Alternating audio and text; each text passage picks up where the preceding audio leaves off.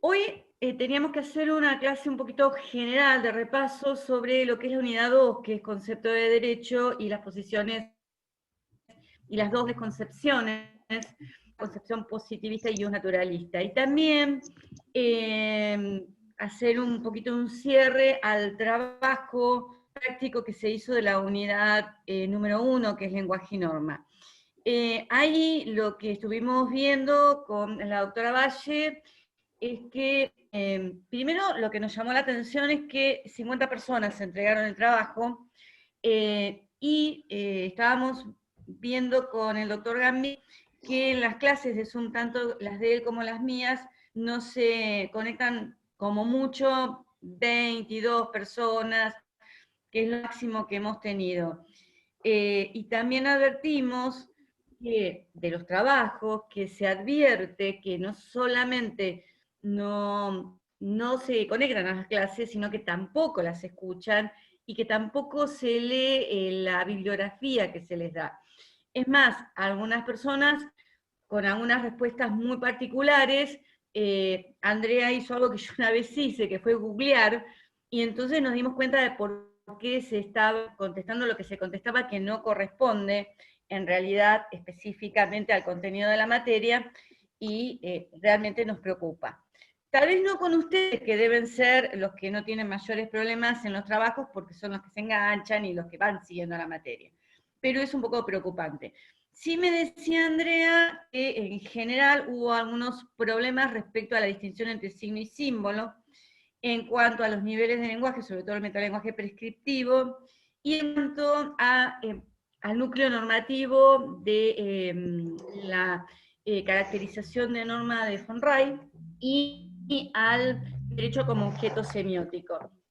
Hago un pequeño resumen de estos temas como para que ustedes terminen de ubicarse y luego ya comenzamos a, más que nada, a ubicarnos en el tema de la unidad 2 y a tratar de unir todo el, diríamos, el contenido de lo que es concepto de derecho y las dos concepciones importantes. Bueno, ahí para. Respecto al tema de la diferencia entre signo y símbolo, lo que tienen que tener ustedes en claro es que tanto el signo como el símbolo son fenómenos que representan en nuestra mente otro fenómeno, uno a través de la significación y otro a través del significado. La distinción entre signo y símbolo está en la relación entre fenómeno significante y significado, que en el signo esa relación es natural, o sea, es una relación de causa-efecto. En cambio, en el símbolo, la relación entre fenómenos es convencional, es artificial. ¿Cómo pueden ustedes con ejemplos hacer esta distinción? Por ejemplo, con el tema de COVID ahora, es un signo, la fiebre es un signo, el dolor de garganta es un signo, la tos es un signo, el dolor muscular, con otras patologías previas que tenga la persona. Todos esos son signos o síntomas de la posibilidad de tener COVID. Entonces, en este caso, lo que tiene que hacer el médico, que es el encargado de tratar de poder curar esta patología, es a través de estos signos, que son síntomas, tratar de comprenderlos y tratar de atacar el tema del COVID. Un símbolo es, por ejemplo, la palabra vaca, que nos representa a un animal, mamífero, cuadrúpedo, que además es rumiante y que aporta una serie de elementos para la subsistencia humana. El símbolo o la palabra vaca es la relación entre vaca y la palabra y el animal a la cual hace referencia es artificial, es convencional, porque yo tranquilamente le puedo cambiar nombre. De hecho, en italiano, vaca es muca. Entonces, el tema que existan distintos lenguajes es, digamos,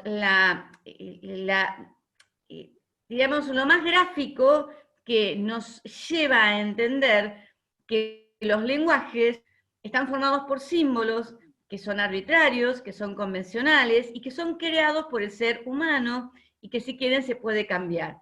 El lenguaje inclusivo es el mejor ejemplo de la arbitrariedad de los símbolos que conforman un determinado lenguaje.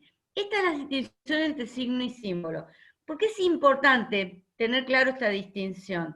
Porque hay dos teorías que tratan de explicar la relación entre el lenguaje y la realidad a la cual hacen referencia, que son, por un lado, la teoría esencialista o el realismo verbal, y por otro lado, la posición convencionalista. La primera de ellas trata a la relación entre lenguaje y realidad como si fuera un signo. Y la segunda trata la relación entre lenguaje y realidad como si fuese un símbolo. O sea, como si fuese una construcción humana. Como que es el hombre que le pone nombre a las cosas y no las cosas las que le imponen al hombre el nombre. ¿Entienden? Esto, si bien, si nos ponemos a analizar, indudablemente es mucho más claro y mucho más adecuado la posición convencionalista, que considera que los lenguajes están formados por símbolos que son arbitrarios, convencionales y que son una creación humana. Esto, lamentablemente, la posición esencialista o de realismo verbal, que tiene su origen en la filosofía platónica, es una, diríamos, una tesis que tiene mucha recepción dentro del ámbito del derecho y dentro del ámbito de la interpretación. De hecho, ahora nosotros vamos a ver que uno de los principales obstáculos para poder tener una única definición o caracterización del derecho es que algunos autores adoptan una tesis de tipo realista o esencialista y tratan de encontrar la esencia del fenómeno del lenguaje y darnos una única definición de lo que es el derecho. En cambio, hay otros autores que tienen una posición de tipo convencionalista cuando tratan de definir al derecho. Esa es la primera discrepancia que existe. Entonces es importante que tengan ustedes esto en claro, porque también en interpretación vamos a volver a ver estas dos tesis en lo que es la tesis de interpretación decisionista y la que es la tesis de interpretación cognoscitiva. Entonces, nuevamente tenemos este problema. Respecto al tema de los niveles de lenguaje, hay que tener en claro algo. A partir de que comienza el proceso de codificación, que comienza luego de, la Revolución Francesa, y que lo comienza sobre todo Napoleón, que comienza a codificar tanto la Constitución como los códigos civiles y los códigos penales. Disculpen, no sé qué fue ese ruido en casa, estaba mirando, se me cayó algo, perdón. La codificación significa que promulgamos el derecho. El derecho pasa a formar parte de códigos que están expresados en lenguaje. ¿Entienden? Entonces, a partir del momento en que el lenguaje se positiviza a través del tema se positiviza a través de un determinado lenguaje. Esto hace que al ser lenguaje, sobre todo dentro del sistema continental romanista, en el cual la principal fuente de derecho es la ley escrita, la ley creada en lenguaje, el sistema jurídico positivo se convierte en un objeto semiótico. ¿Por qué? Porque está expresado en lenguaje. Entonces, ¿por qué el derecho es un objeto semiótico? Porque el derecho positivo se formula en un determinado tipo de lenguaje. Independientemente que también existen normas que integran el sistema jurídico, como la costumbre, que no están formuladas en lenguaje, pero la principal fuente de derecho que tenemos dentro del positivismo y sobre todo dentro del sistema continental romanista es la ley escrita. Bien, entonces, todo lo que nosotros vemos en lenguaje, o sea, lo que vemos respecto a la semiótica, a las partes de la semiótica, a lo que es los diferentes niveles de lenguaje, lo que vemos, la distinción entre lengua y habla, lo que es el análisis diacrónico y sincrónico, lo que es la sintaxis, la semántica y la pragmática, todo eso lo podemos aplicar al análisis del derecho, todo. De hecho, es lo que vamos haciendo. Además, y teniendo en cuenta esto, también dijimos que necesitamos utilizar un lenguaje o un metalenguaje cuando el objeto que tenemos que describir, el objeto de análisis, de estudio, es lenguaje o está expresado en lenguaje. Entonces, cuando la lingüística o la semiótica analiza un determinado lenguaje, utiliza para eso un metalenguaje de primer nivel para no incurrir en paradojas, la paradoja del mentiroso que habíamos visto. Y lo mismo sucede respecto al tema del derecho. ¿Por qué? Porque el sistema jurídico está expresado en lenguaje, entonces para describirlo necesitamos un metalenguaje. Y ese metalenguaje puede ser descriptivo, puede ser prescriptivo. El metalenguaje es descriptivo cuando nos encontramos con una proposición normativa que tiene por objeto describir a una norma jurídica, describir a una formulación normativa que contiene una norma jurídica. Y nos encontramos con un metalenguaje prescriptivo cuando tenemos una norma que se refiere a otra norma y que declara que esa norma es aplicable o es obligatoria. Entonces, ahí tenemos un metalenguaje prescriptivo.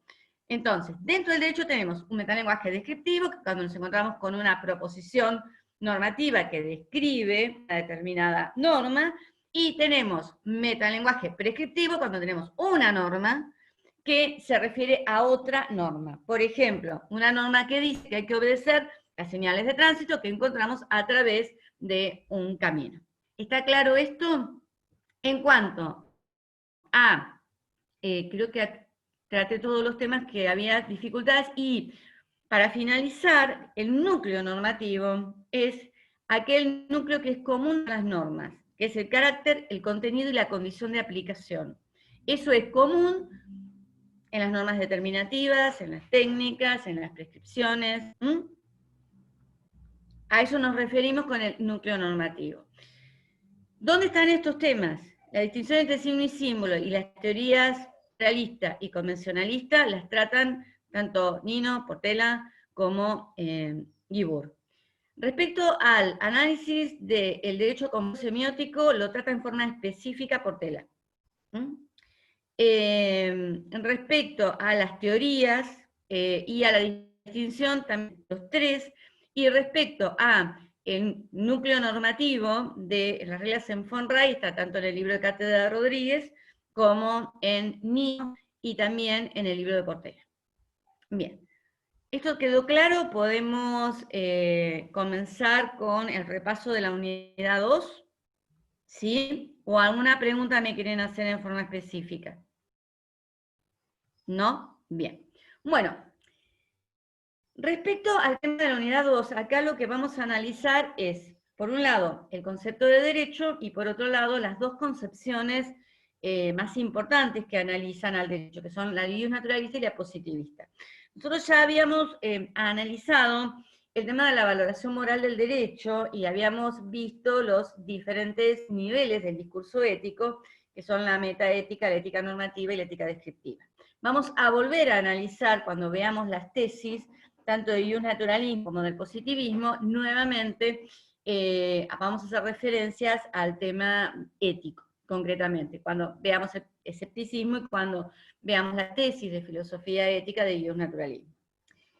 Todos los autores, cuando comienzan a analizar el tema del concepto del derecho, en esto coincide Nino, coincide el doctor Rodríguez y coincide también el doctor Portela en el capítulo que está escrito por el doctor García Ambrado, en que en realidad cuando estamos analizando el concepto de derecho no vamos a obtener una definición única del concepto de derecho, sino lo que analizamos son las diferentes dificultades con las cuales nos encontramos que nos impiden tener una única definición de derecho.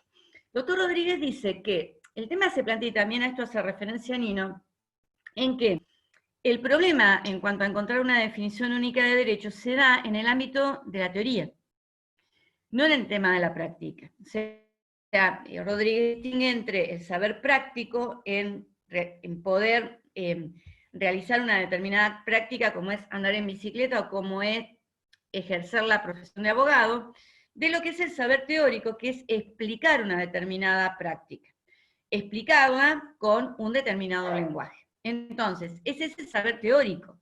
Y el problema planteado respecto a dar una definición de derecho se plantea en el nivel teórico, porque en la práctica, en general, no existen dudas cuando uno está resolviendo una situación jurídica como la hace el juez, o encuadrando un tema jurídico cuando uno está ejerciendo la tarea de abogado, o cuando tenemos un jurista que está realizando una descripción, una investigación sobre una determinada parte del sistema jurídico, sobre todo, no tenemos problemas en identificar las normas con las cuales estamos trabajando, identificar cuál es el sistema jurídico y las normas que integran un determinado sistema jurídico.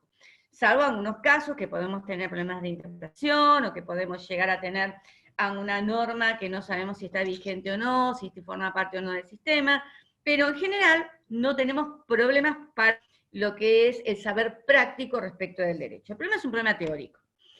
¿Por qué tenemos este problema teórico? Porque el término derecho tiene problemas de ambigüedad, o sea, el lenguaje que se utiliza en la redacción de las normas, que es en el sistema continental romanista la principal fuente de derecho, no la, sí la principal fuente de derecho, es que los lenguajes naturales tienen problemas, tienen defectos como la ambigüedad, como la vaguedad, como la textura abierta.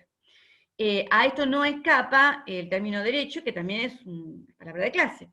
Y vemos que respecto a la ambigüedad, que significa la variedad de significados de un término, vemos que podemos hablar de derecho como desde el tema de la ciencia del derecho, o podemos hablar de derecho como derecho objetivo, conjunto de normas, o podemos hablar del derecho como derecho subjetivo, o también esta acepción la da García Amado, no los otros autores, como juicios de valor, que es cuando decimos que no es justa determinada institución jurídica y lo que le estamos es quitando la validez a esa determinada institución jurídica. La distinción entre derecho objetivo y subjetivo luego la vamos a ver detenidamente, se lo va a explicar muy bien el doctor Gamini, así que como estamos tratando de hacer un resumen, esto lo vamos a ver cuando veamos conceptos jurídicos básicos, y ahí el doctor Gamini les va a explicar el derecho subjetivo como uno de los conceptos básicos y también como una de las acepciones de lo que es el término derecho. También el término derecho tiene problemas de imprecisión, o sea, tiene problemas de vaguedad. Y esto está muy relacionado, más que nada, a los problemas de vaguedad, con la explicación que da García Amado cuando habla de las notas del fenómeno jurídico. En el libro de Portela, que es el que contiene este análisis de García Amado, vemos que él dice que el fenómeno jurídico tiene distintas notas, entre ellas cita que hacen, que afectan, diríamos, el tema de su falta de precisión. Uno es la historicidad, otro es la pluriformidad, otra es la pluridimensionalidad y otro es el punto de vista, el perspectivismo. Respecto a la historicidad, después ustedes esto analícenlo, vayan al libro, dice que el derecho cambia a través del tiempo y que hay un cambio débil y un cambio fuerte. Cambio débil es cuando van cambiando de repente las instituciones que lo conforman, como puede ser, por ejemplo, lo que es ahora el préstamo de interés, que en su momento estaba prohibido, cómo fueron evolucionando. En cambio, el cambio fuerte, que sí es diríamos, determinante, es cuando directamente esta forma de regular la conducta, que es el derecho, directamente tiene un cambio en su estructura que hace que directamente pase a ser otra manera diferente de regular las conductas, que en realidad esa es la función del derecho. La pluriformidad está relacionada con las diferentes formas con que se presenta el derecho. Y esto lo explica el doctor Rodríguez hablando de la vaguedad combinatoria. ¿Qué es esto de la vaguedad combinatoria? Es que dice que el problema con el derecho es que no tenemos una determinada cantidad de características que todas tienen que estar presentes para que algo sea derecho. Por ejemplo, a veces se duda si la coactividad es una característica que tiene que estar en todas las normas jurídicas, o el carácter general de una norma, o el hecho que sea promulgada en forma escrita. ¿Por qué? Porque nos encontramos con que hay normas que no contienen una sanción, o nos encontramos con las resoluciones judiciales que no son normas generales, sino que son individuales, que también hay normas dictadas por el Parlamento que también son individuales cuando se concede una determinada pensión a una persona. También tenemos el tema de que no todas las normas son expresadas en lenguaje, en forma expresa. Por ejemplo, está la costumbre, que son en realidad normas anónimas, porque no tienen una autoridad determinada que podamos identificar. Entonces, lo que sucede es que Wittgenstein trata de explicar cómo podemos determinar si estamos dentro de una institución que sea jurídica. Él habla del parecido de familia. Dice que en realidad lo que tenemos que determinar es, hay casos claros y concretos en los cuales no tenemos dudas que una determinada institución es jurídica. Hay casos en los cuales sí tenemos dudas y que lo que tenemos que determinar es si tiene la suficiente cantidad de propiedades, aunque no sean todas, que hagan que pueda formar parte de lo que es lo que nosotros consideramos como jurídico. Entonces, el tema de la pluriformidad está relacionado con la vaguedad combinatoria, porque no tenemos una serie de características, por ejemplo, A, B, C, que sí o sí tienen que estar, sino que puede estar B y puede estar A, y es jurídico, puede faltar C. Entonces, este es el problema que tenemos con el tema de la pluriformidad. La pluridimensionalidad está dada porque hay diferentes posturas. Algunos dicen que el derecho es norma, otros dicen que el derecho es hecho, algunos dicen que es el hecho creador, otros dicen que es el hecho al producto de la conducta a la cual se aplica, otros dicen que en realidad el derecho es valor. Y ahí tenemos las diferentes posiciones que surgen en el análisis del derecho. El positivismo más nada de Kelsen dice que el derecho es ideal y que está conformado por normas. Después vamos a analizar un poquitito más el tema de la posición positivista de Kelsen.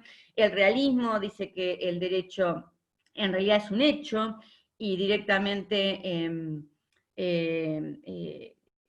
a las normas jurídicas las considera que resultan irrelevantes, que lo importante es el derecho que efectivamente aplican los jueces, y para toda la posición idealista el derecho es valor.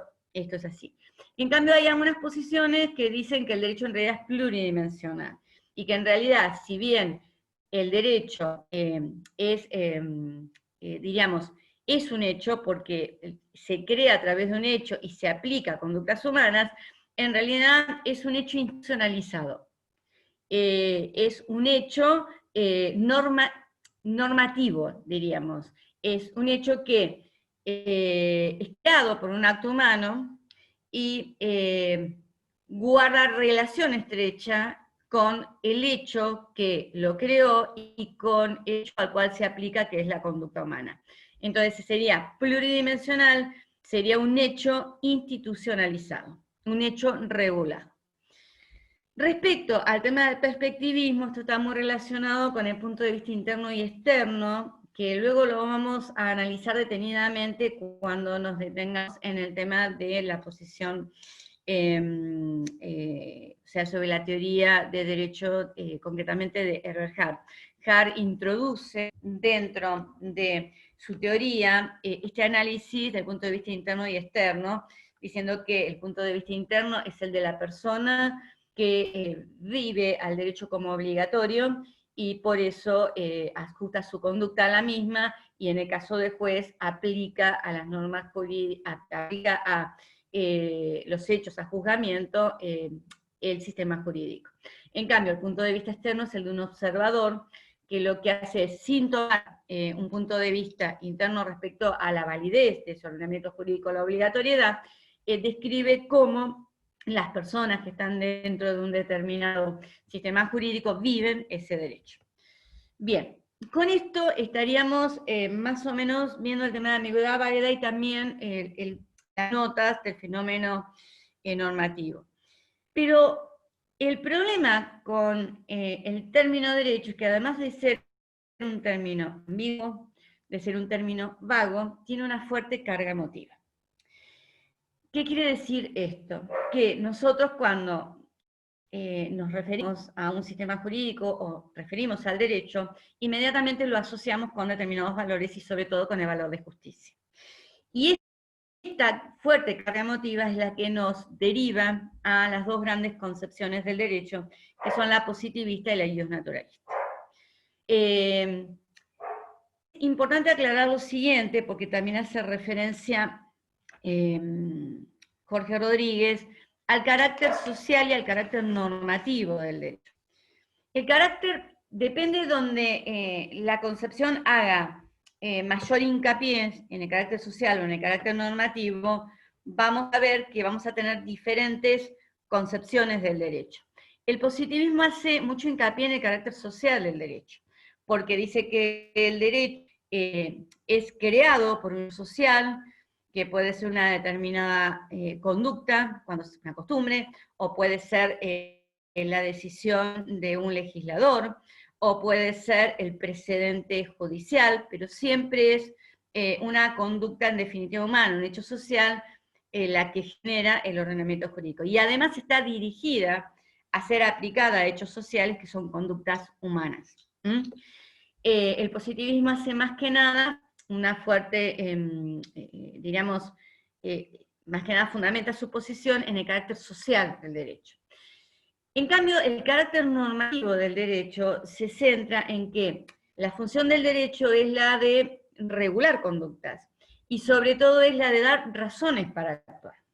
Y el tema de las razones para actuar pueden ser prudenciales o pueden ser morales. Ahora vamos a volver un poquitito sobre esto, pero más que nada, el tema del normativo está relacionado con el tema de la obligatoriedad, de por qué las personas obedecen al derecho. Y uno puede obedecer al derecho porque considera a ese derecho una extensión de su sistema moral, entonces tiene razones morales para considerar obligatorio al derecho, pero sin embargo hay otras personas que pueden obedecer al derecho, ajustar su conducta a la misma por razones prudenciales. ¿Por qué? Porque saben que si no lo hacen pueden sufrir un perjuicio, pueden tener una sanción o pueden ser obligados a cumplir con la norma jurídica. Esto lo explica muy bien Nino en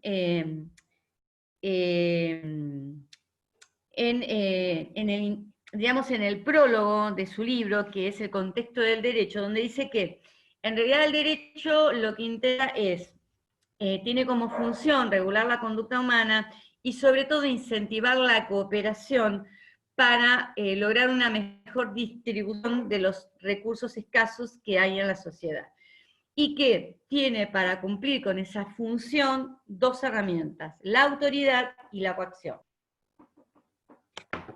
La autoridad va a ser suficiente en aquellas personas que tienen razones morales para respetar el derecho, porque lo consideran una extensión de su sistema moral.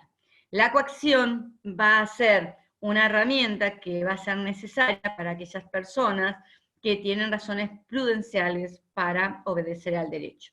Generalmente las posiciones iusnaturalistas hacen un mayor hincapié en lo que es el carácter normativo del derecho en su obligatoriedad.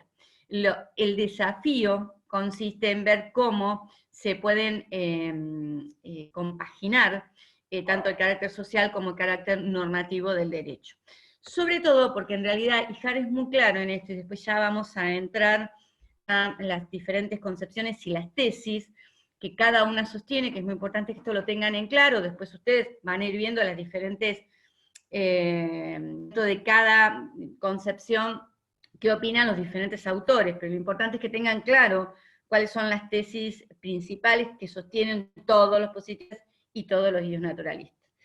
Hart es muy claro, porque Hart dice que en realidad el análisis del derecho se centra en ver cómo se relacionan la moral, el derecho y la coacción. De acuerdo a cómo sea esa relación, vamos a tener diferentes concepciones de derecho. ¿Esto les queda claro?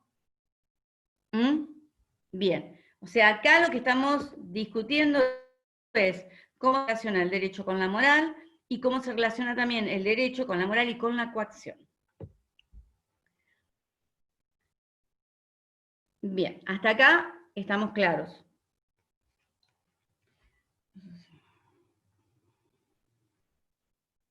Bien. Bueno, teniendo en cuenta esto, hay otra, diremos, otro punto que es importante que ustedes también tengan en claro antes de comenzar con cada una de las posiciones. Hay que distinguir entre lo que es una concepción de lo que es un concepto. La concepción, específicamente respecto de lo jurídico, es cómo se decide delimitar el ámbito de lo jurídico. De acuerdo a cómo uno delimita el ámbito de lo jurídico, va a tener una u otra concepción.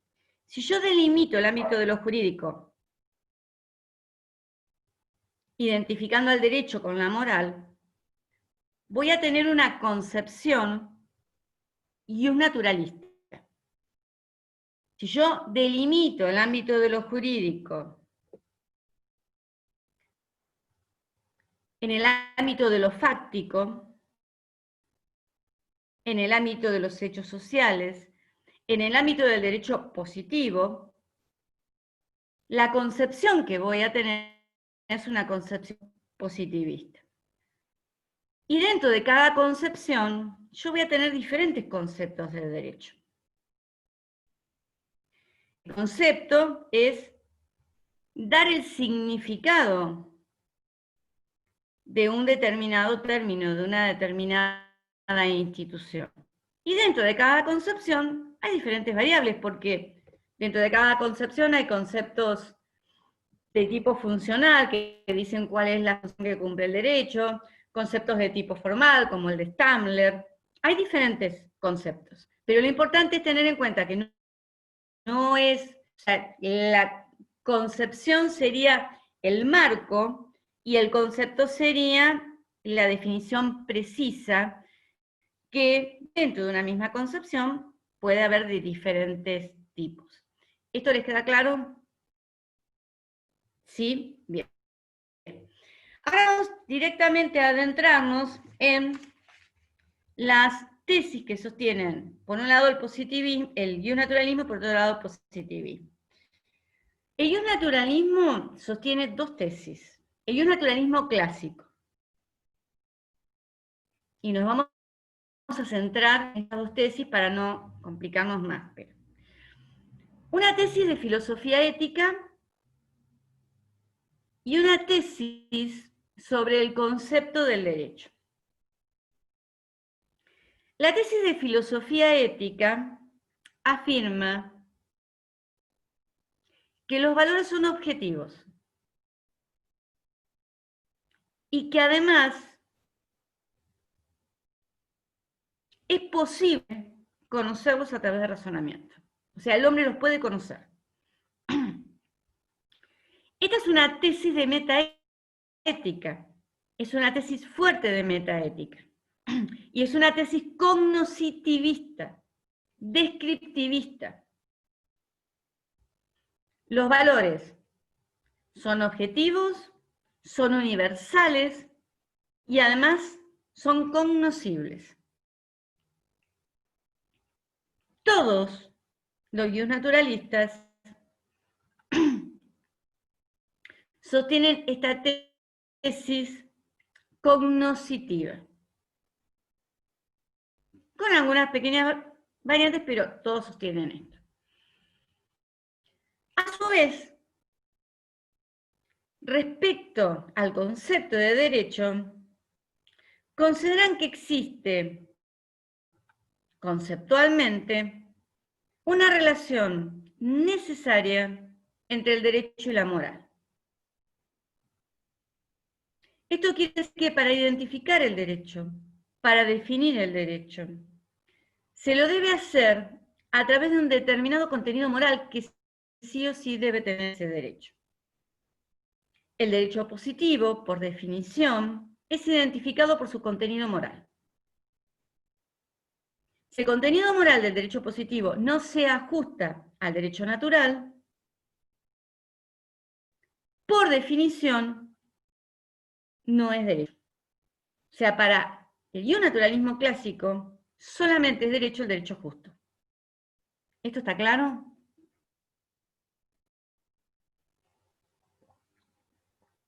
No existe para el naturalismo el derecho injusto.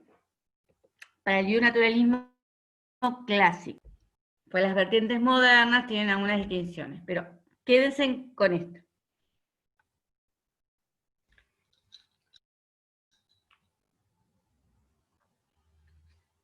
Después vamos a ir analizando diferentes posiciones de un naturalista. ¿Qué es lo que sostienen los positivistas? Respecto a la primer tesis de filosofía ética,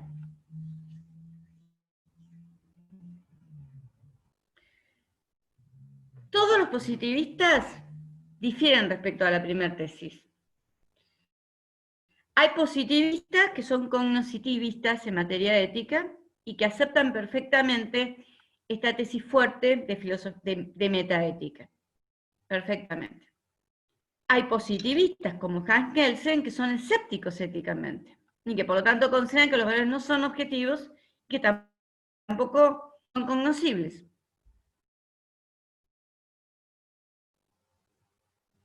Entonces, la distinción entre positivismo y naturalismo no se centra en la filosofía ética, porque dentro del ámbito positivista hay autores que la aceptan y autores que no.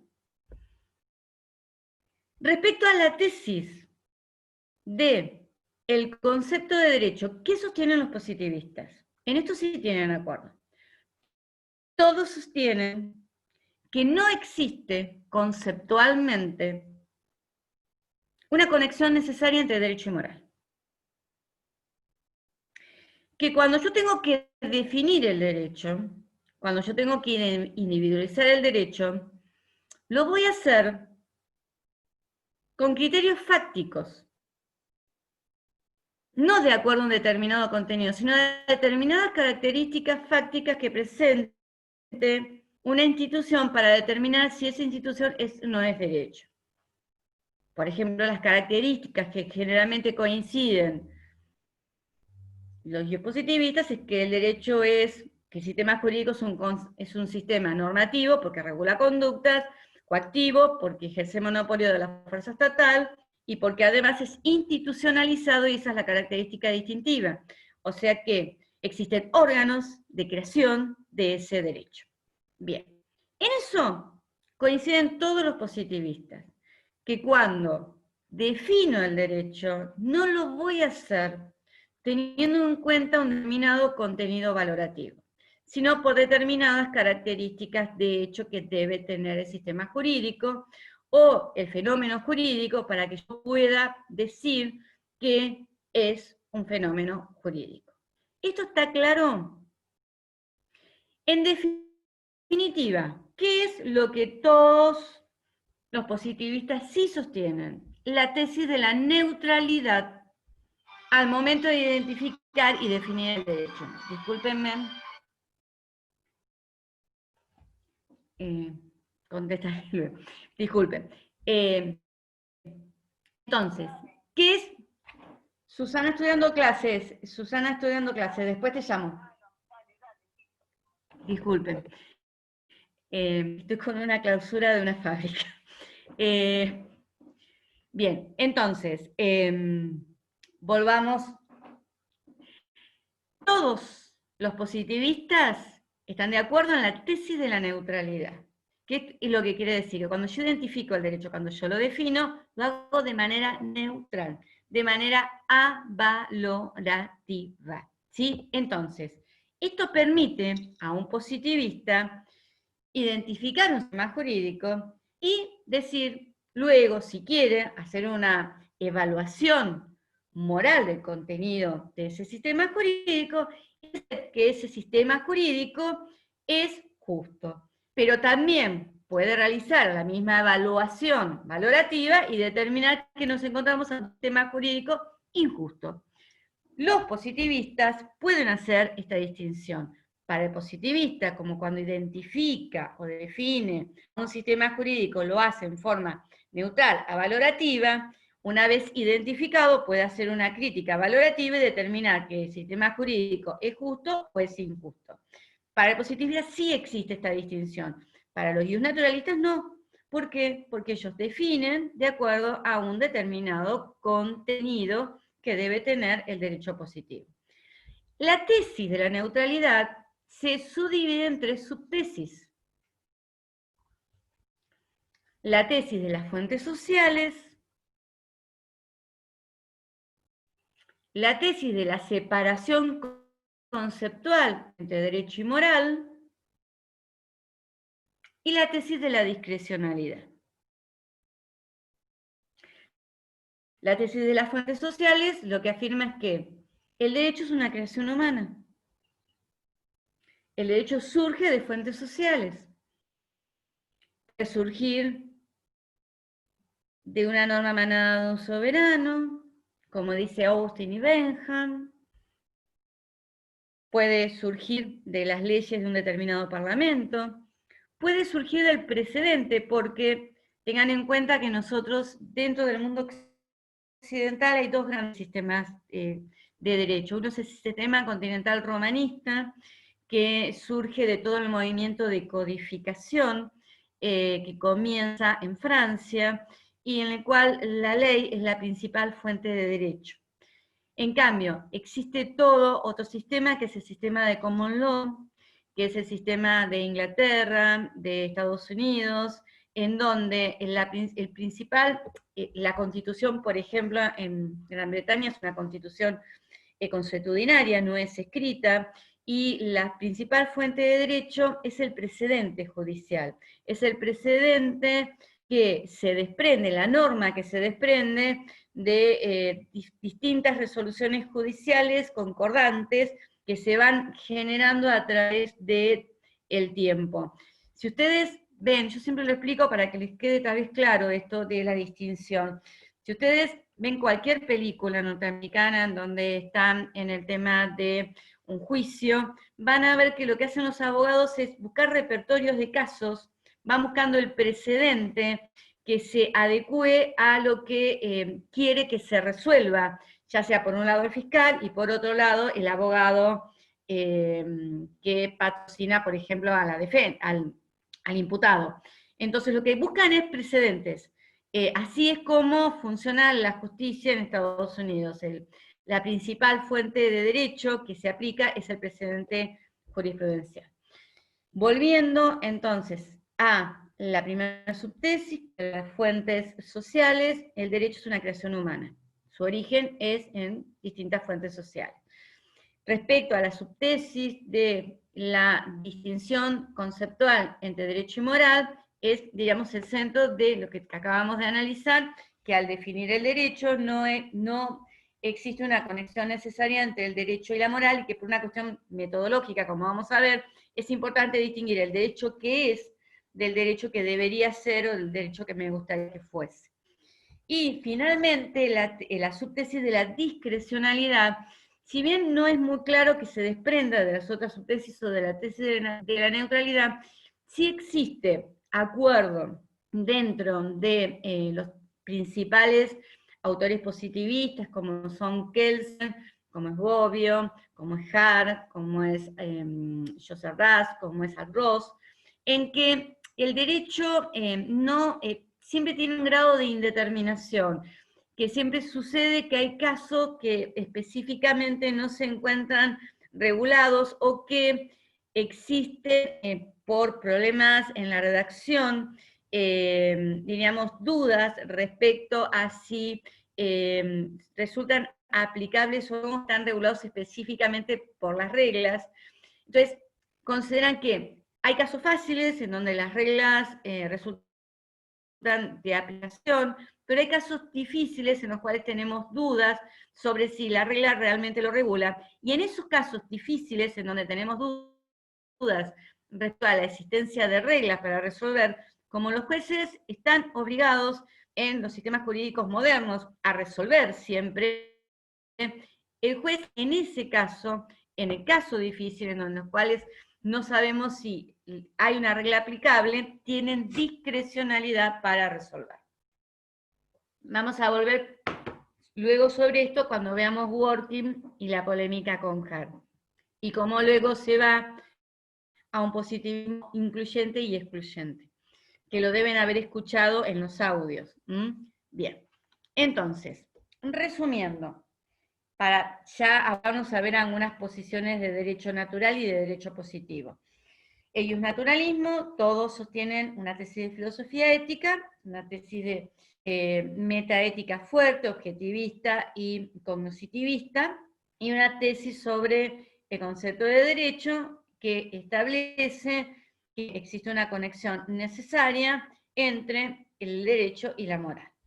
Los positivistas, respecto a la primera tesis de filosofía ética de divergencias, algunos la aceptan y otras no, pero lo que sí todos coinciden es en la tesis sobre el concepto de derecho, en el cual el concepto de derecho, la definición de derecho, debe ser avalorativa, debe ser neutral. Todos sostienen la tesis de la neutralidad, que se subdivide en tres subtesis: la tesis de la fuente la fuente en los hechos sociales, la tesis de la separación conceptual entre derecho y moral, y la tesis de la discrecionalidad. Bien, volviendo al iusnaturalismo. Dentro del iusnaturalismo, el origen de las posiciones iusnaturalistas es mucho más antigua que las posiciones positivistas, que comienzan en realidad a desarrollarse a partir del momento en que se comienza a codificar el derecho, en que los sistemas perfectos que se habían construido durante el iluminismo de derecho natural se convierten en derecho positivo a través de la promulgación de códigos. Bien, tenemos, diríamos, las primeras vertientes sobre derecho natural, ya lo vemos en la filosofía griega, en Platón, en Aristóteles, en Roma, con Séneca, con Cicerón. Dentro de la Edad Media vemos cómo el derecho natural se cristianiza, vemos que San Agustín, que hace una distinción entre la ley natural, la ley positiva, la ley humana, más que nada sigue la posición de derecho natural de Platón. En cambio vemos que Santo Tomás, que nosotros lo vimos cuando yo le expliqué valoración moral, estuvimos viendo la posición específicamente de Santo Tomás, y dijimos que cristianiza a la posición de derecho natural de Aristóteles. Vimos también que luego de el problema que se plantea con la crisis religiosa que se produce en el siglo XV y XVI, sobre todo en el siglo XVI, se produce una ruptura de lo que es la unidad en cuanto al Dios cristiano. Ya había habido una ruptura antes en la Iglesia cristiana entre la Iglesia Católica de Roma y la Iglesia Ortodoxa griega, y acá se vuelve a producir una nueva ruptura en donde aparecen las posiciones protestantes.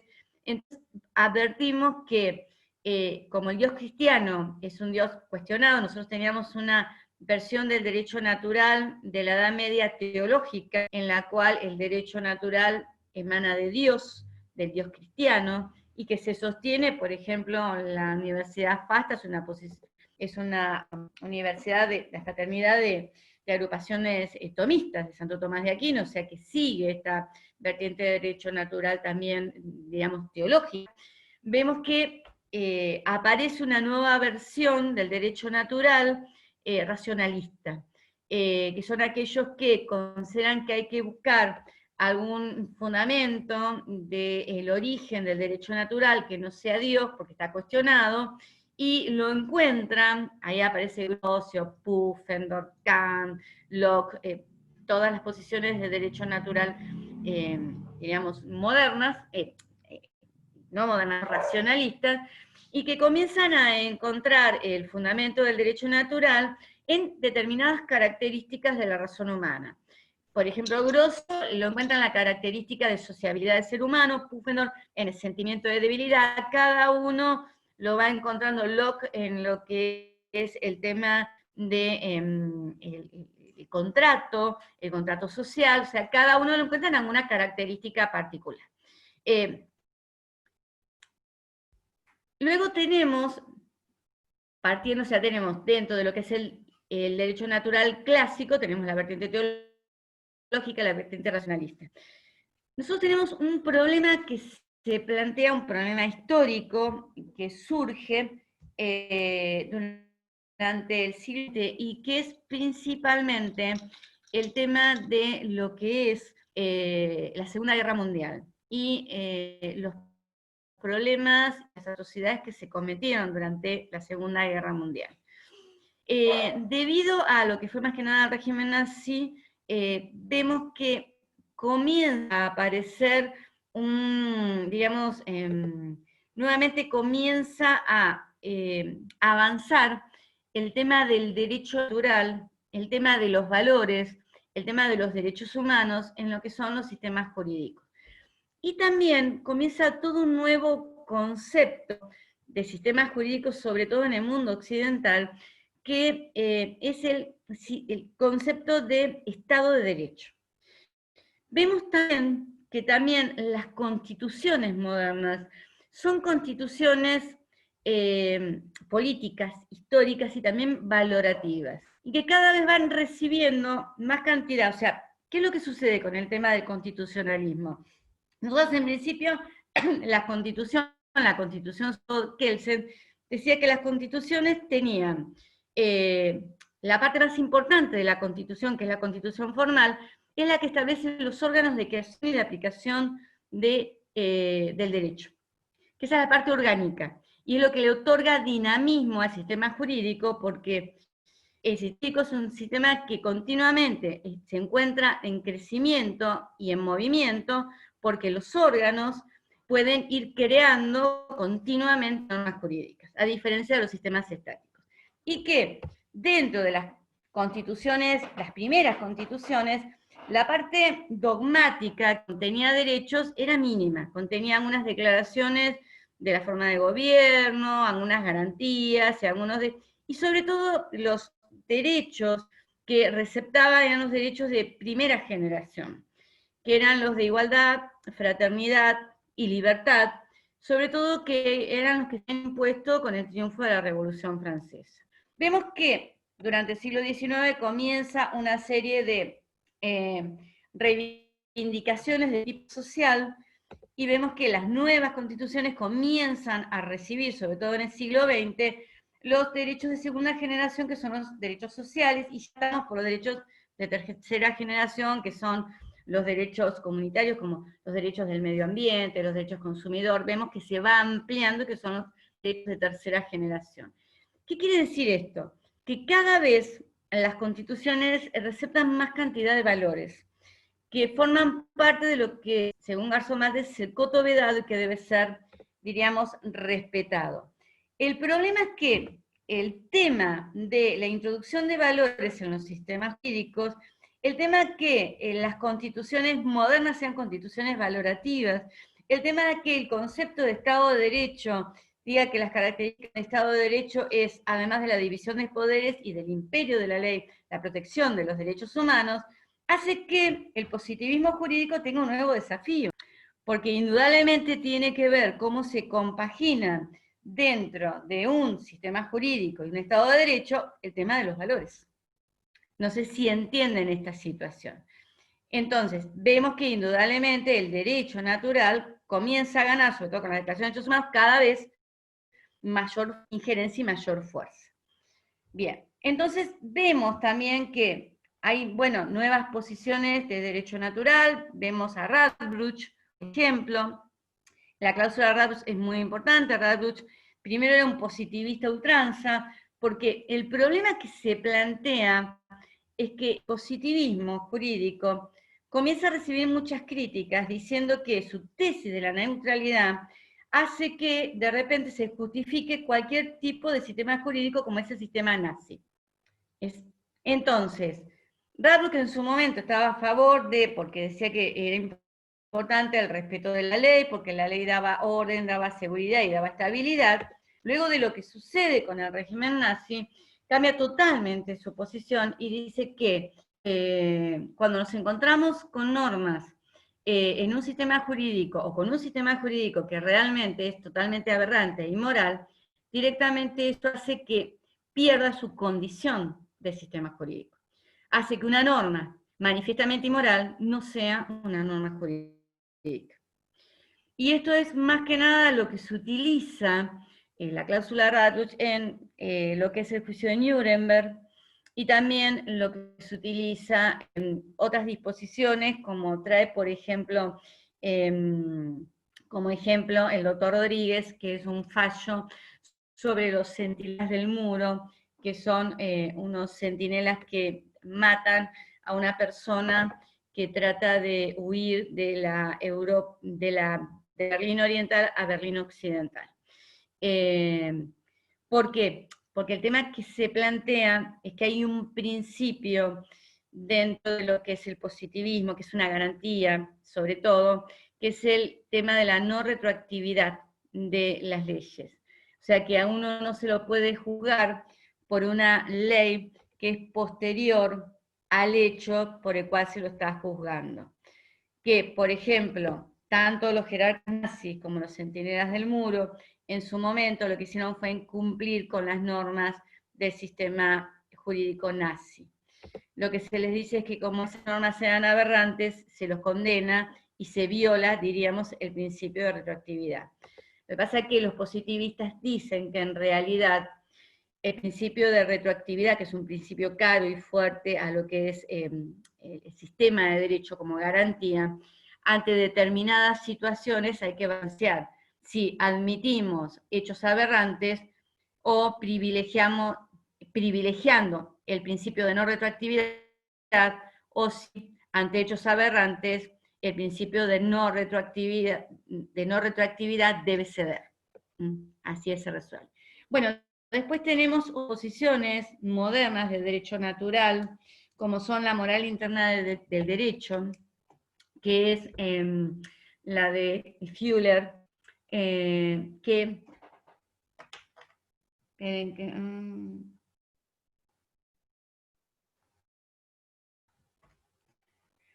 establece, en realidad esta es una posición de derecho natural procedimental. Él lo que manifiesta es, a ver, se los leo para que les quede más claro.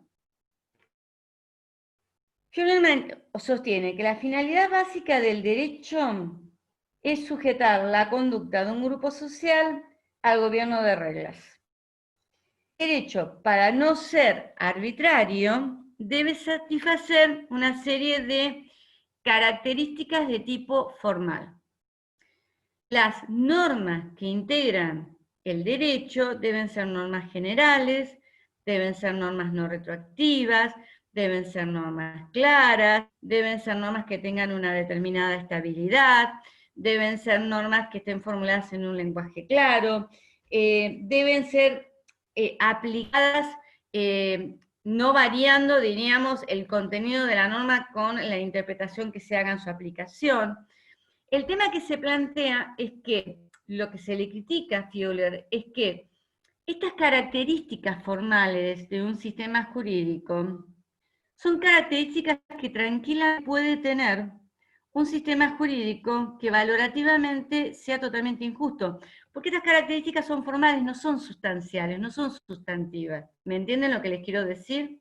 Tranquilamente, el sistema jurídico nazi podía tener normas generales, no retroactivas, claras, que fueran aplicadas con habilidad, y sin embargo, el hecho de estas características formales no asegura que el sistema jurídico sea valorativamente justo. Que para que fuese valorativamente justo, esta moral interna del derecho debe ser una moral no solamente de características formales, sino que tiene que ser una moral también externa, que tenga una sustantividad.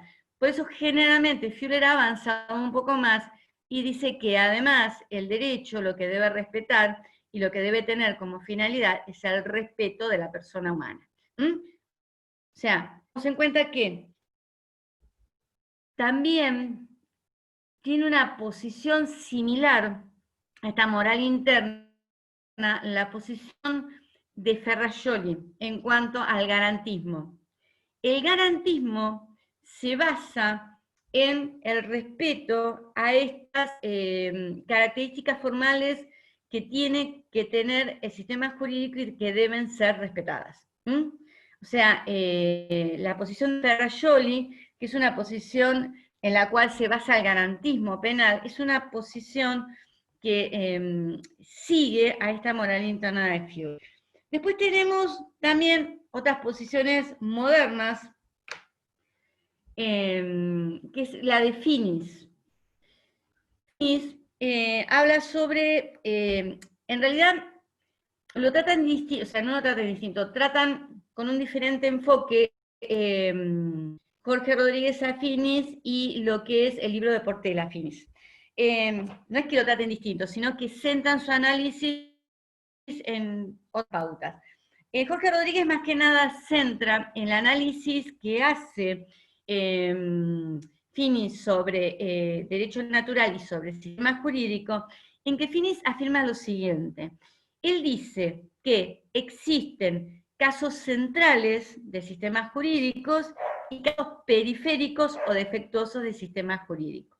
Los casos centrales de sistemas jurídicos son aquellos casos en los cuales el sistema jurídico es valorativamente justo, tiene un contenido que respeta los derechos humanos y que respeta los valores. En cambio, son casos periféricos o defectuosos de sistemas jurídicos, aquellos sistemas jurídicos que son deficientes valorativamente, que son sistemas jurídicos injustos. Fíjense en ustedes que es una posición moderna de derecho natural, la de Finis, porque no encuadran, diríamos, dentro de las pautas de un naturalismo clásico. Porque fíjense en que un naturalismo clásico jamás diría que un sistema jurídico es periférico, defectuoso, si es injusto. Directamente diría que no es un sistema jurídico. ¿Me entienden? Entonces, esta es la distinción, diríamos, respecto a la posición tradicional del naturalismo.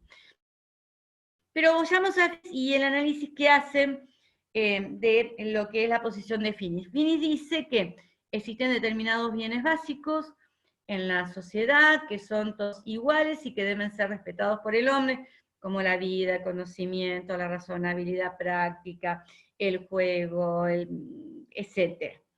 Y que además la razonabilidad práctica es un bien básico, pero además es la que establece las reglas para el correcto, la conducta correcta de la persona en la vida.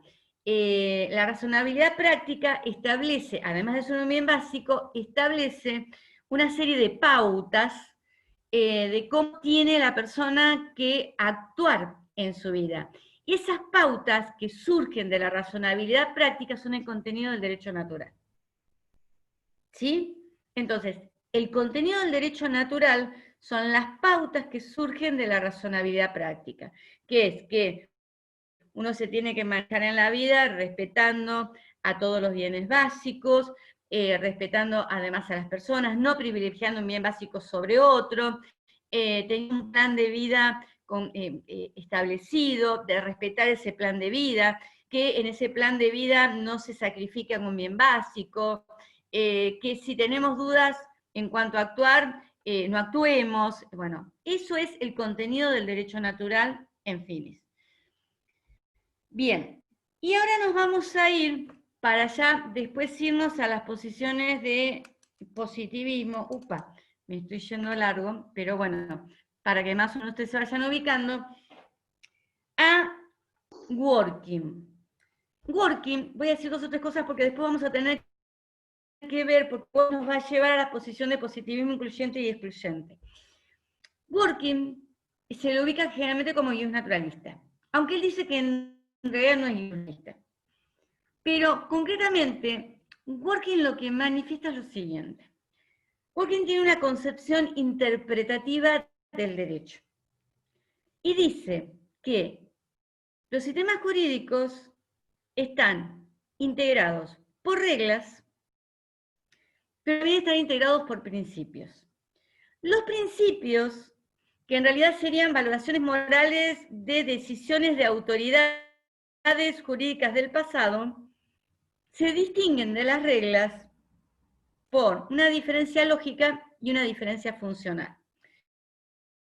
La diferencia lógica es que las reglas se aplican a todo o nada, o se aplica o no se aplica. En cambio, los principios no tienen un listado de situaciones en las cuales se aplican y en las cuales no se aplican. En realidad son condicionales derrotables, lógicamente. Luego lo vamos a analizar más detenidamente la semana que viene cuando veamos normas. En cambio, y en cuanto a la diferencia funcional, se da en que los principios se aplican de acuerdo a su mayor peso en una determinada situación específica.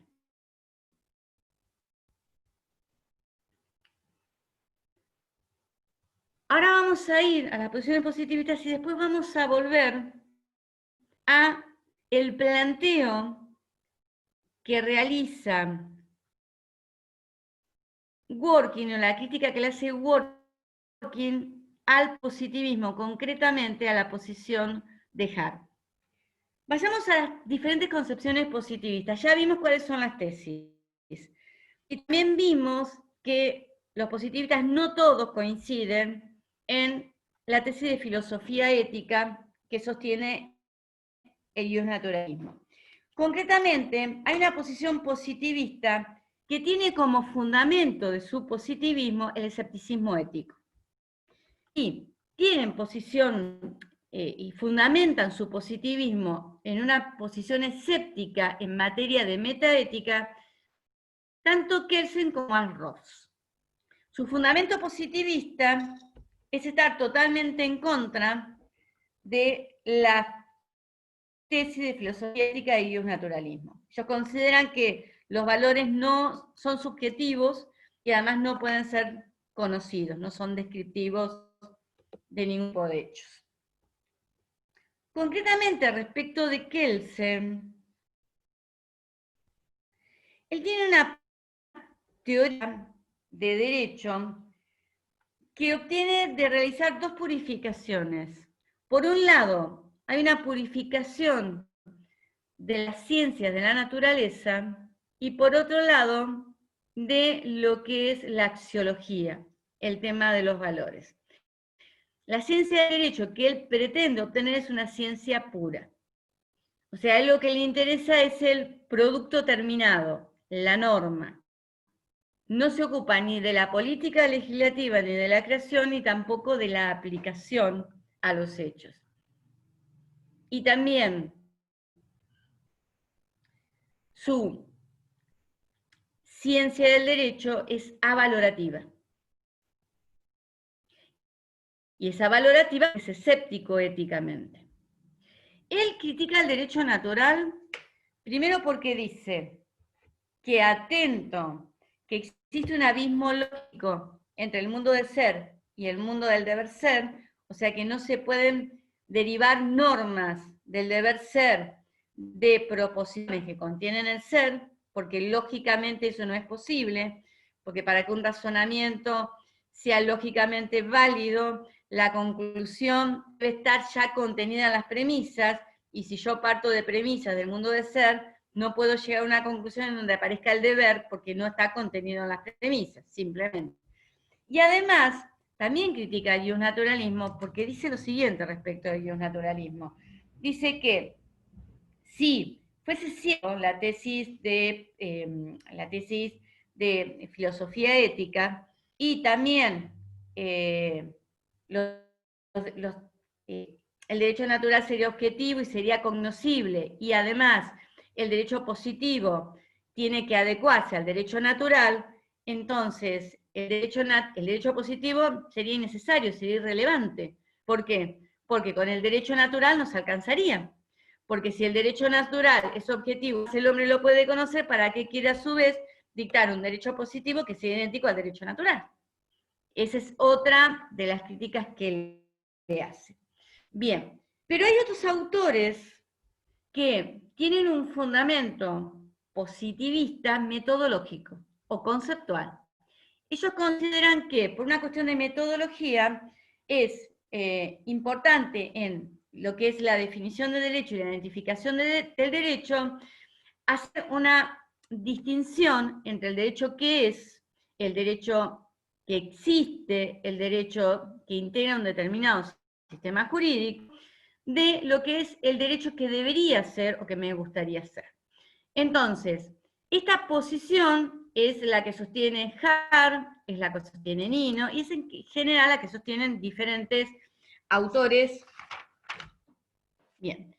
diferentes autores positivistas.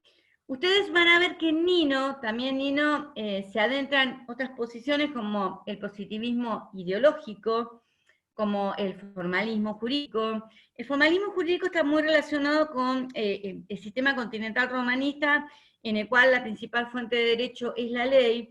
Entonces, posición, o sea, el sistema continental romanista, el formalismo lo que sostiene es que los sistemas jurídicos tienen determinadas características formales que los hacen completos, coherentes, justos, y por esa razón el sistema jurídico es un sistema con determinadas características formales que generalmente también va de la mano del positivismo ideológico, porque por estas características formales hacen que los positivistas ideológicos sostengan que, atento a estas características formales, que le otorgan estabilidad, que le otorgan orden a lo que es el sistema jurídico resulta obligatorio. Se debe siempre cumplir la ley por las características de certeza y de claridad que nos brindan y de seguridad jurídica que nos brindan. O sea que van de la mano generalmente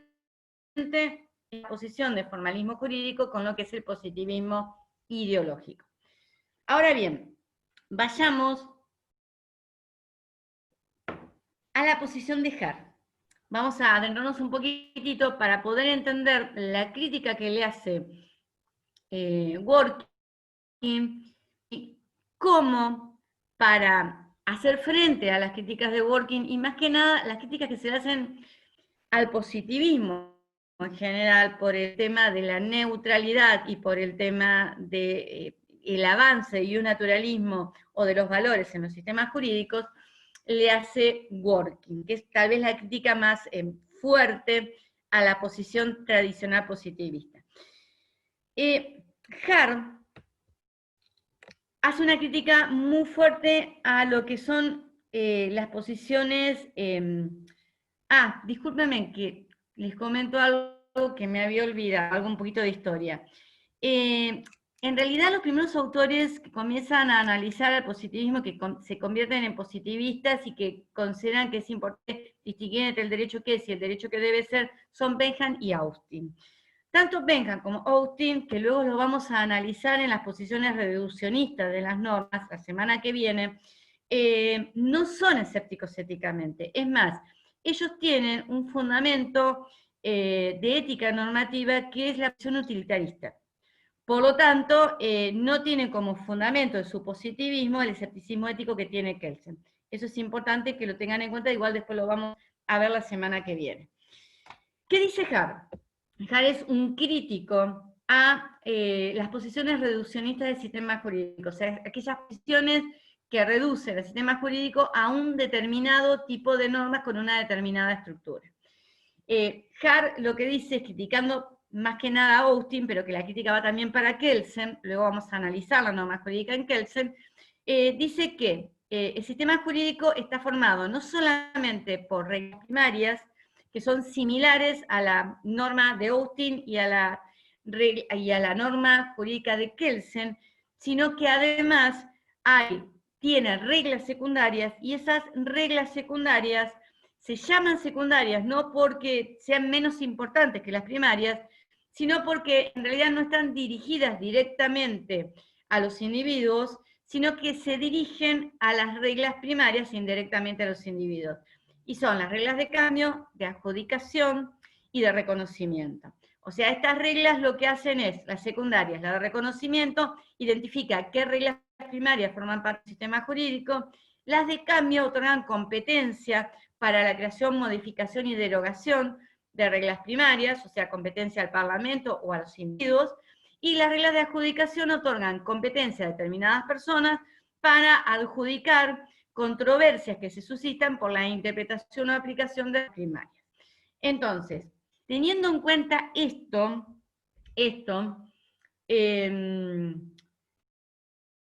Dworkin realiza específicamente respecto al tema de la discrecionalidad una crítica a la posición del positivismo.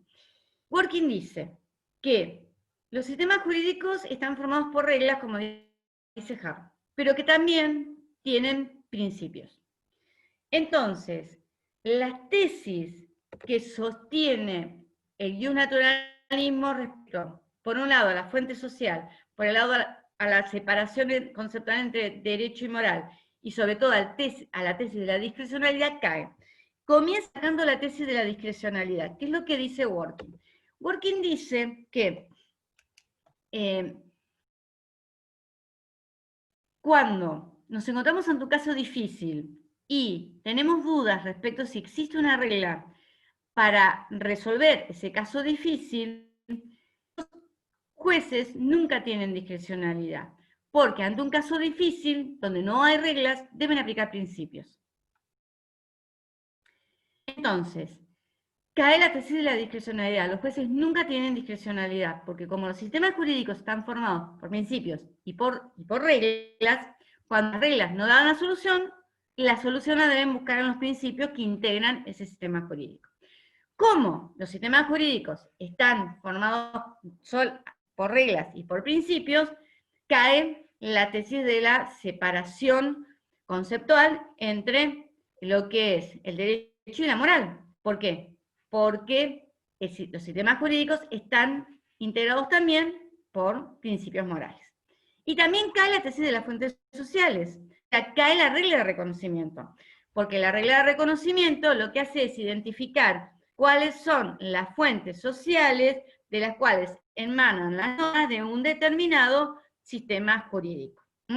Y que, como la regla de reconocimiento, según la función que cumple en Hart, lo que permite es identificar a las fuentes sociales, pero no permite identificar a los principios, porque los principios no son creados por una fuente social, sino que yo los identifico a través de un determinado contenido. ¿Les queda claro la crítica? ¿Sí? Bien. ¿Qué es lo que dice Hart para contestarle a Dworkin? Y tratar de, diríamos, permitir, diríamos, o sea, seguir sosteniendo su posición positivista. La respuesta que da Hart es la que da origen a lo que se llama positivismo incluyente. ¿qué es lo que dice Hart? Hart dice lo siguiente, que dentro de un sistema jurídico perfectamente pueden existir también principios. Y que además la regla de reconocimiento puede establecer pautas para identificar fuentes sociales que dan origen a reglas, pero también puede dar pautas para identificar principios por su contenido. Que por lo tanto, la regla de reconocimiento no solamente identifica las reglas de un sistema, sino también los principios. ¿Y qué es lo que sucede acá? ¿Qué es en definitiva lo que sostiene, sobre todo respecto de la tesis de la separación conceptual entre derecho y moral? Es muy claro cómo lo explica Rodríguez. Rodríguez dice que luego de la respuesta de Hart a Walking sobre la crítica al positivismo, quedan dos posiciones. Un positivismo jurídico excluyente que afirma que la tesis respecto a que no existe conceptualmente una conexión necesaria entre el derecho y la moral, sigue sosteniendo el positivismo excluyente. El naturalismo respecto a la conexión entre el derecho y la moral conceptualmente, sigue sosteniendo que esa conexión es necesaria. ¿Qué es lo que sostiene respecto a la conexión entre derecho y moral Hart y, por lo tanto, el positivismo incluyente que sigue la posición de Hart? Hart no afirma la conexión necesaria conceptual entre derecho y moral y tampoco afirma que no existe esa conexión necesaria entre derecho y moral. Dice que la conexión entre derecho y moral es contingente, que hay determinados sistemas jurídicos en los cuales aceptan la incorporación de valores en el sistema jurídico y por lo tanto los sistemas jurídicos van a tener una regla de reconocimiento en donde identificamos a las reglas por su origen y a los principios por su contenido. Esta es la única manera que se puede resolver la situación de lo que es un Estado de Derecho y también la situación de lo que son las constituciones modernas, que son constituciones valorativas, históricas y políticas.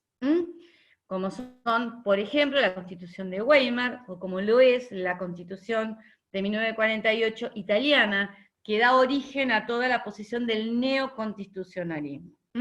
Entonces, el positivismo incluyente lo que afirma es que la conexión conceptual entre derecho y moral es contingente a cada sistema jurídico, que hay que ver lo que cada sistema jurídico concretamente establece respecto a esta conexión dentro de su sistema entre el derecho y la moral. ¿Les queda claro? Díganme algo. ¿Les queda claro? Sí, profe. ¿Eh? Sí. Sí, bien. Y les digo dos cosas de una concepción que aparece por acá del positivismo. Opa, positivismo conceptual. ¿Qué es el positivismo ético?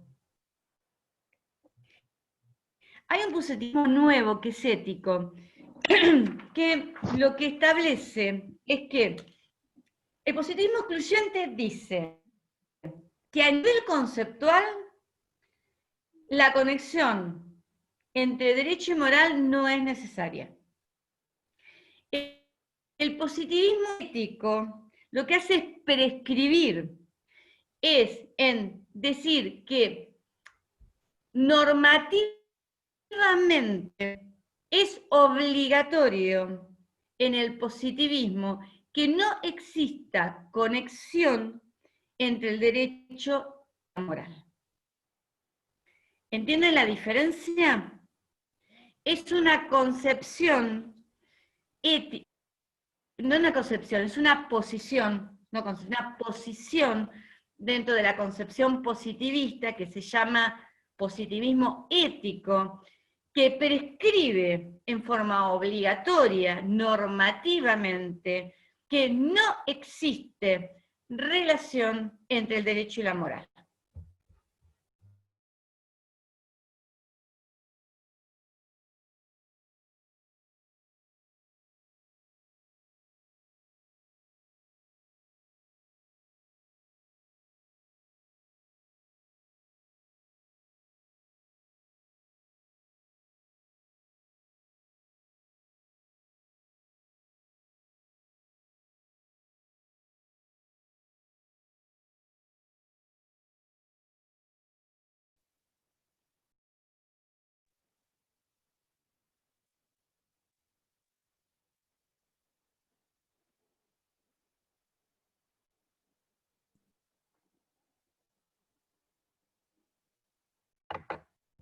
Hola, ¿me escuchan? ¿Estamos conectados?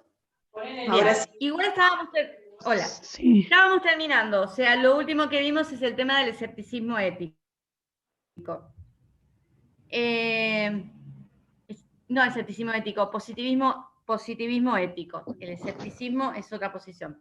Entonces, para redondear todo esto, concepto de derecho, problemas que tenemos, ambigüedad, vaguedad, tenemos, disculpen, dentro del libro de García Amado, analiza una posición antipositivista, que es la de Dreyer, y analiza una posición positivista, que es la de Hoster, que son posiciones, digamos, actuales. Hay una, diríamos, una polémica entre Dreyer y Hoster. Dreyer sostiene su posición positivista con dos argumentos, el argumento de la injusticia y el argumento de los principios, y Hoster o Haster, no sé bien cómo se pronuncia, responde a esos argumentos con dos tesis, la tesis de la neutralidad y la tesis del no cognoscitivismo. Ojo que la posición de Hoster es una posición escéptica éticamente, o sea, tiene una posición positivista, su fundamento de positivismo, la de Hoster, tiene un fundamento de escepticismo ético similar a la de Kelsen, para que no se confunda. Peguen ustedes una leidita un poco a estas dos posiciones, y para redondear, para que se ubiquen,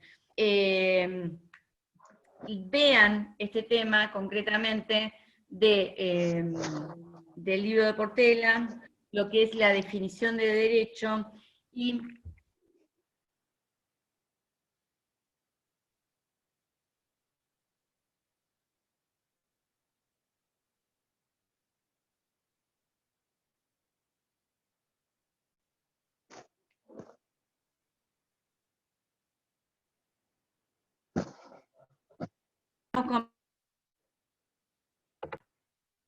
bueno, estamos complicados, terminamos de verlo. Véanlo, sigan, que es muy claro, sigan también García Amado en cuanto a definición de derecho, y préstenle mucha atención, porque lo explica muy bien, al libro de Jorge Rodríguez, cuando explica las tesis del justnaturalismo y explica las tesis del positivismo. Es muy importante seguirlo porque están bien detalladas y bien explicadas. Creo que no van a tener mayores problemas si siguen estas dos biografías y completan con Rodríguez específicamente con el tema de las tesis. ¿Por qué les digo esto? Porque en todo el análisis de los problemas de ambigüedad y de vaguedad es similar a la explicación tanto de Nino como de García Amado en el libro de Portela, y está muy bien explicado García Amado el tema de las notas del fenómeno jurídico, y luego concretamente el tema de las dos concepciones del derecho están relacionadas directamente con el tema de la carga emotiva de lo que es el derecho. Tengan muy claros y presten mucha atención a lo que son las tesis, tanto del justnaturalismo como del positivismo. Tengan muy, muy claro eso, porque teniendo claro eso, después van a entender las diferentes posiciones.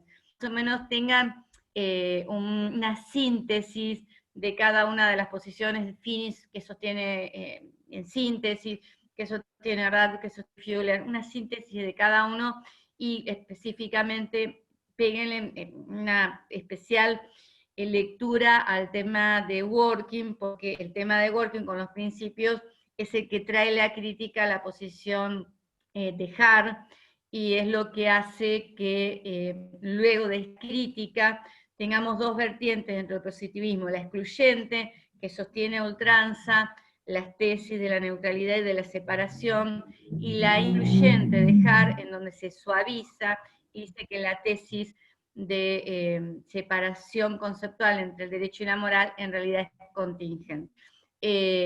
Bueno, creo que con esto terminamos. Yo voy a dar clase la semana que viene ya con la unidad número 3, en donde vamos a seguir ahondando, porque ahí vamos a adentrarnos en la tesis reduccionista de norma, y vamos a avanzar más sobre qué sostiene Kelsen, y también vamos a avanzar más sobre las reglas en Hart, y la distinción entre reglas y principios con Working. Y luego el doctor Gami se va a ocupar del tema de concepto de derecho, en donde, no concepto de derecho, sino conceptos básicos, en donde se va a ver un poquito más detenidamente la sanción, el tema de derecho subjetivo y otros temas más. Bueno, chicos, hago una pregunta, y si no, bueno, buenas noches. ¿Está todo bien? Bueno. Buenas noches.